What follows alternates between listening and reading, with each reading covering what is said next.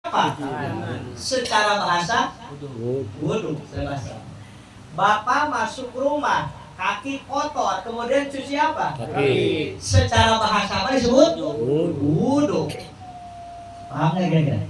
Jadi ngebasuh sebahagian anggota badan, namanya ngebasuh sebagian badan, itu disebut apa? Wudhu. Tapi secara apa? Bahasa. Gitu. Yang dimaksud sekarang ini pengertian wudhu yang akan kita pelajari bukan secara bahasa, tapi secara istilah agama yang disebut secara syariat. Wudhu secara syariat istilah agama adalah ismun li ghusli aqda'in maksusatin biniyatin maksusatin ala wajhin maksusatin. Bahasa kitanya begini, wudhu secara istilah agama itu adalah nama bagi basuhan anggota yang ditentukan. Jadi kalau yang namanya wudhu itu tidak asal basuh anggota. Jadi anggota wudhu mah sudah ditentukan. Apa saja anggota wudhu? Muka. Kemudian apa? Kedua tangan. Kemudian apa lagi? Kepala. Kemudian apa lagi? Kaki. Tuh yang berbeda ditentukan. Nah, biniatin mahsusatin diawali dengan niat yang ditentukan. Ketika masuk muka, niatnya bagaimana? Nawaitul wudu'a li raf'il hadatsil asghari fardhon lillahi ta'ala. Begitupun dengan cara-cara yang ditentukan. Jadi, sok ngomong sekarang Bismillahirrahmanirrahim. Bismillahirrahmanirrahim. Wudhu itu pengertiannya terbagi dua bagian. Satu menurut lugat atau bahasa. Wudhu secara bahasa adalah sebutan bagi basuhan terhadap setiap anggota sebagian badan seperti cuci muka karena ngantuk, cuci tangan karena mau makan, cuci kaki karena masuk rumah. Menurut bahasa itu namanya wudhu. Tapi secara bahasa dua wudhu secara istilah syariat agama adalah nama bagi basuhan anggota yang ditentukan yaitu basuh muka, kedua tangan sampai sikut, usap sebagian kepala, basuh kedua kaki dengan diawali niat yang ditentukan. Nawaitul wudu'a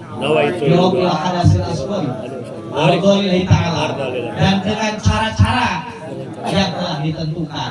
Itulah wudhu menurut istilah agama. Pertanyaannya, dalam ilmu fikih itu masalah wudhu ada wadho, ada wudhu. Ayo ikut lagi. Dalam ilmu fikih bab wudhu ada istilah satu wadho, dua wudhu. Apa bedanya wadho dengan wudhu? Nah, jadi dalam bab wudhu itu lebih ada istilah wadho, ada istilah wudhu. Wadho wawunya dipatahkan. Wadho. Wudhu wawunya didomahkan. Wudhu. Apa perbedaan wadho dengan wudhu? Kalau wadho ismun lima wudhu. Wadho itu ada sebutan nama air yang mau dipakai wudhu. Jadi air wudhunya, air yang mau dipakai wudhu disebutnya apa? Wadho. Saya nanya, air wudhu disebutnya apa? Wadho. Diulang. Air yang dipakai wudhu disebutnya apa? Wadho. Kalau wudhu apa wudhu? Ismun lil fi'li. Wudhu itu nama bagi pekerjaannya. Kalau prakteknya kita basuh muka, basuh tangan, itu namanya wudhu. Oh, jadi wadho dan wudhu bisa ngebedain? Kalau wado sebutan bagi apa? Airnya. Kalau wudu prakteknya. Gitu aja simpel. Wado itu sebutan bagi apa?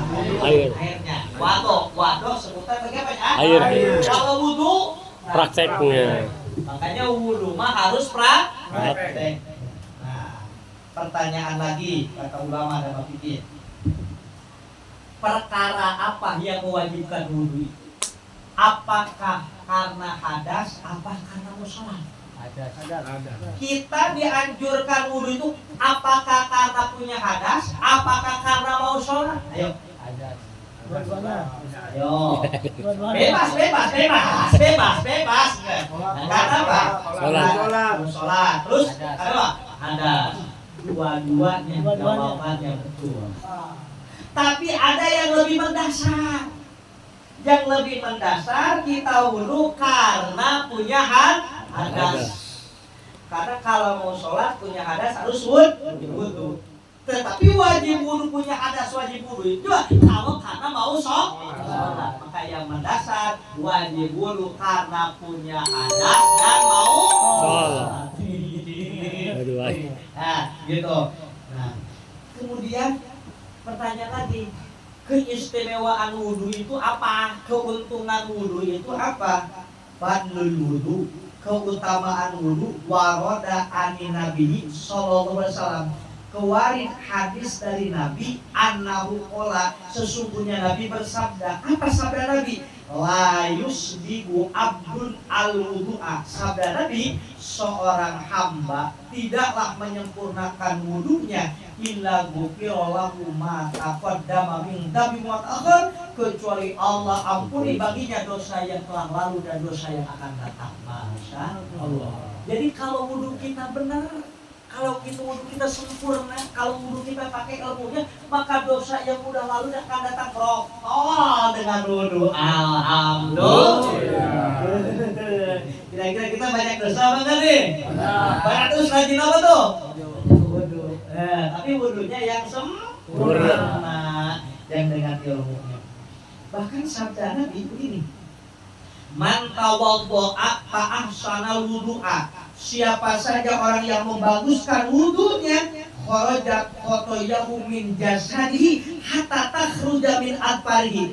Orang yang membaguskan wudunya, orang yang wudunya bagus, wudunya sempurna, wudunya baik, wudu pakai ilmunya. Maka kalau orang wudu pakai ilmunya, kharajat khotoyahu min jasadihi, itu ketika wudu dosanya keluar dari tubuhnya. Alhamdulillah. Bahkan hatta takhruja min adfarihi, sehingga itu dosa keluar merjel dari jari-jari kuku-kukunya, baik dari kuku tangan, dari kuku kaki. Masya Allah. Ya, dihilang tuh dosa-dosanya. Alhamdulillahirabbil alamin. Itu keutamaannya apa itu? Keutamaan Wudu. Salam. Ustaz Sufyan dari Mulaban. Alhamdulillah. Ustaz, alhamdulillah. Alhamdulillah. Terima kasih kan. Ya, gitu ya. Tapi itu tadi wudunya harus